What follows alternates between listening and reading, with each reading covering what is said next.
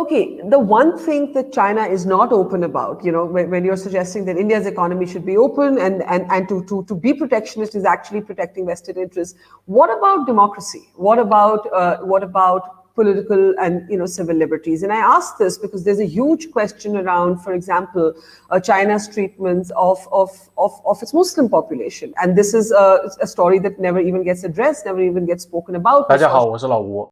之前咱们做过几期关于印度的节目，也分享过好几期马凯硕教授的精彩观点。总体来说，大家都还挺感兴趣。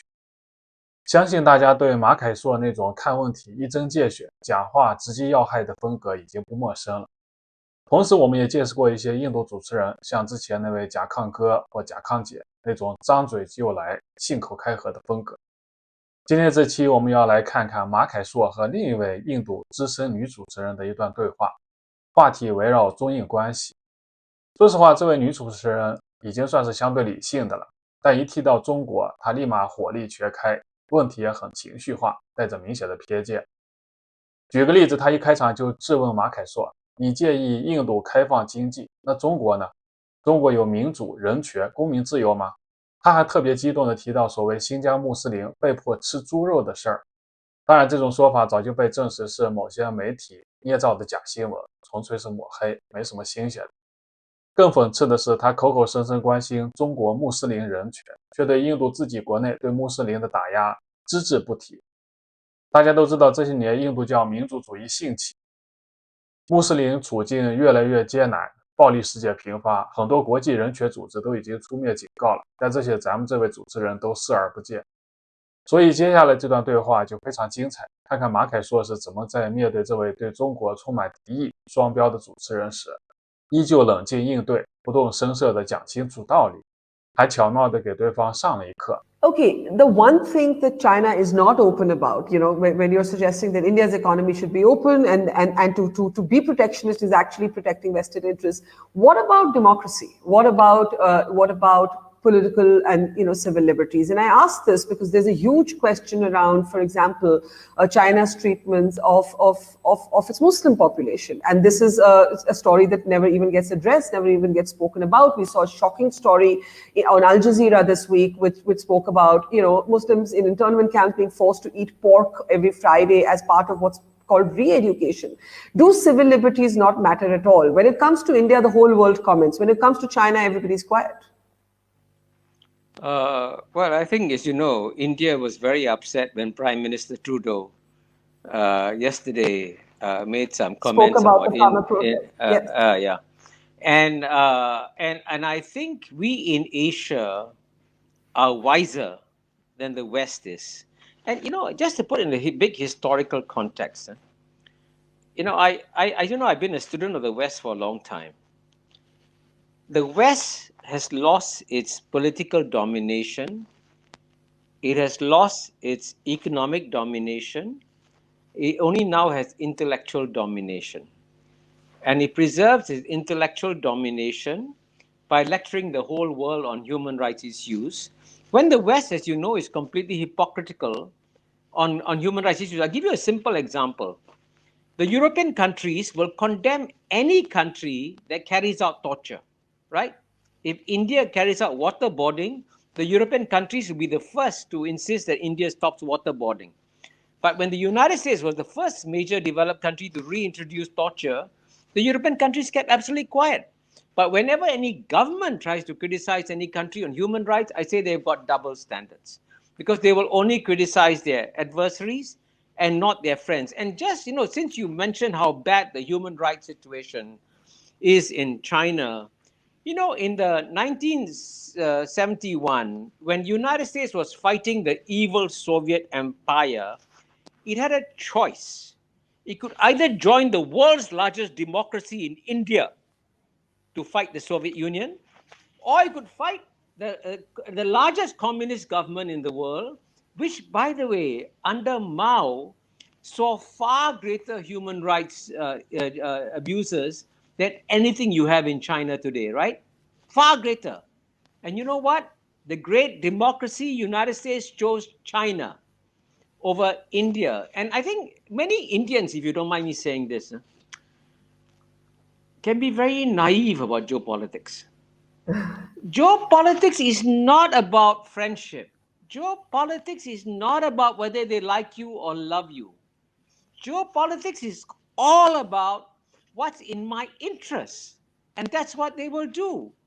And so I think it's important to, the European Union also wanted to impose human rights standards on India also. So that's what they've been doing all the time. So it's important in geopolitics, as I said, calculate what is in your interest and do what's in your interest.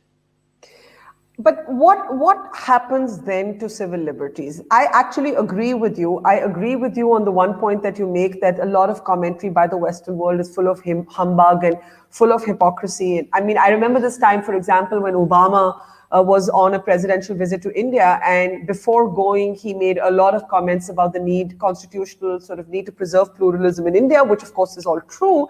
But then he took the flight from here to Saudi Arabia, where he didn't say anything of the kind. So one does see all of these gaping double standards. But when you think of, and I agree with you on that, but when you think of these Muslims in internment camps in China, and you hear the horror stories that come out, should the world look the other way? And there are things, for example, when you look back at, let's say, apartheid and Africa, there have been moments in history when global pressure has pushed change. So, is your binary really sort of always applicable? No. By the way, I want to emphasize that we should advance human rights.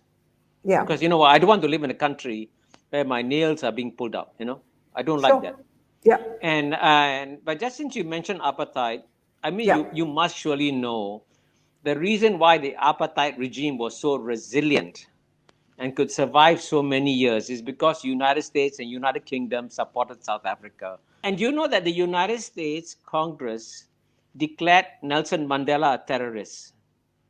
And do you know that they only removed the terrorist title 6 years after apartheid ended? I mean, look at that.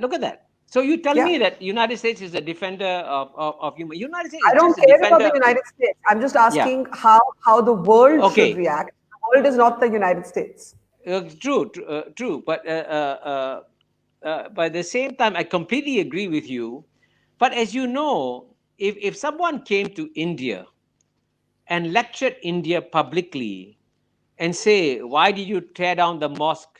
Why do you do all that? Everyone's going to react very badly on Xinjiang. And I would say, frankly, if it's about Muslims, don't you think the Muslim countries should take the lead?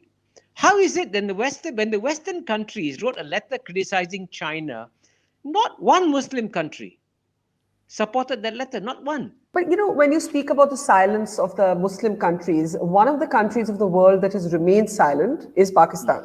Right? Yes. And from an Indian perspective, Pakistan now is seen almost as a kind of vassal state of China. And so when these border tensions, in fact, erupted, one of the things that the Indian military had to war game was for a possible two-front conflict. And it's always war game for that. But there's a kind of, Pakistan is sort of being seen as a continuum of China. How do you see that relationship? Obviously, for China, it's all about self-interest. For any nation, its choices are about self-interest. There, I agree with you. But from an Indian perspective, we're looking at this. We're looking at Pakistan-occupied Kashmir. We're looking at the sort of one road project, and we're going. Pakistan is just like now an addendum, almost an addendum to China. Well, in international affairs. I always believe that the biggest problem is when you get emotional, right? Mm-hmm. And if Pakistan was a complete vassal state of China, why does it go to the IMF when it needs assistance, right? Mm-hmm. It's a vassal state of China. It should say, to hell with the IMF, to hell with all that. I mean, that doesn't make sense. And so I would say that, it's a big mistake to use labels, okay? Yeah. And it's also important to ask yourself, again, if you don't mind me being very frank. So why does India always focus on problems of the past, on differences, and not focus on what can be done to learn lessons from others and learn to find a better way. There are better ways. How do you see, for example, the Pakistan-China equation? Well, I think, geopolitics, as I told you earlier, Yeah. where just as the United States chose the world's largest communist country under Mao Zedong as a partner, countries don't care what your internal system is about. If it suits their geopolitical interests, they will work with the country. And right now, there's a convergence of geopolitical interests between Pakistan and China. So that's what happens. So, and just as there is, by the way, a convergence of geopolitical interests within India and United States today. That's what's happening also. And that is not driven by the fact that they like each other or believe in each other. It's about geopolitical interests. China and Vietnam are far greater adversaries. And look at the trade between Vietnam and China today. It's amazing. So, and at the end of the day, why is Vietnam doing this? Let me tell you what Vietnam is doing this. Vietnam is trading heavily with China, not because the Vietnamese love China. They are using China to make themselves strong in the same way that China used the United States to make itself strong. So you use your adversary to make yourself stronger. Now that's the best game of geopolitics you can play. Okay, I have some questions for you on our live stream that I want to actually just pick up one by one. First is that Abhishek Singh says the onus of resolving the differences between India and China at the moment should be on China. Why blame India? I'm sorry. I can only help you by being very frank. I've studied geopolitics for 50 years. I don't know of any geopolitical dispute where one side is 100% right and the other side is 100% wrong. So as you know, in the case of China and India, the border dispute, you also know that 3 times the Chinese leaders, Zhou Enlai, Deng Xiaoping, proposed to India, we will never be able to figure this all out, this border dispute. Why not just accept the line as it is and settle as it is? And as you know, 3 times India turned China down. That's also a fact. And frankly, I think it was unwise to turn down that offer. It was very unwise because that would have settled the matter. And as you know, China has settled its border disputes with Russia, with Vietnam, with Mongolia, with everybody else. It's settled. So it is possible to do a deal. And I think it's important, therefore, to figure out at the end of the day, if you want to succeed, you got to figure out what are my bigger, more fundamental interests. And this is a marathon race between China and India. It's a marathon race. We will know the winner 100 years from now. And the marathon race will be determined by who has the stronger economic legs. We have a question on our live stream from Sanjay who says, no, I don't agree. The free trade agreement between any country and China can only benefit China because trade with China is a one-way street. Okay. By the way, trade can never be one way. I think the point is that it's not a level. Excuse me. You know something? Yeah. If it is all one way, you know what's going to happen? Nobody, if others don't benefit from trading with China, then they won't have money to buy goods from China. To buy goods from China. And by the way, if you look at Southeast Asia again, it's amazing that the Southeast Asian economies, which were behind China in so many ways, many of them have surplus with China. And by the way, it is possible to negotiate a free trade deal with China where China will give you unilateral concessions temporarily to enable you to catch up in the competition. And China was very generous to Southeast Asia in giving what they call an early harvest in that.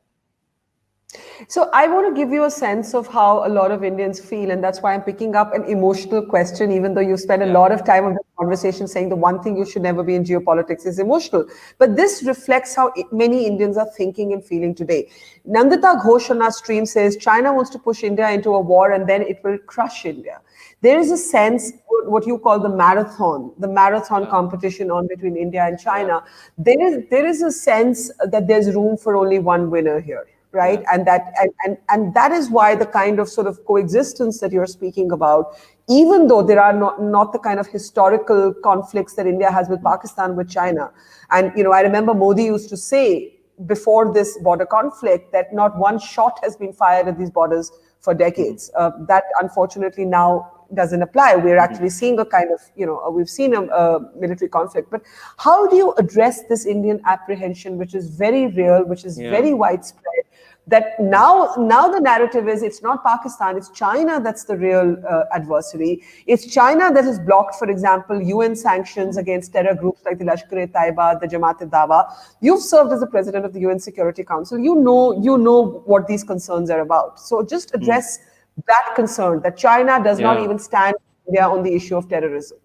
Yeah, I mean, I can see the question from Nandita Ghosh that China wants to push India into a war and then it can try to crush India.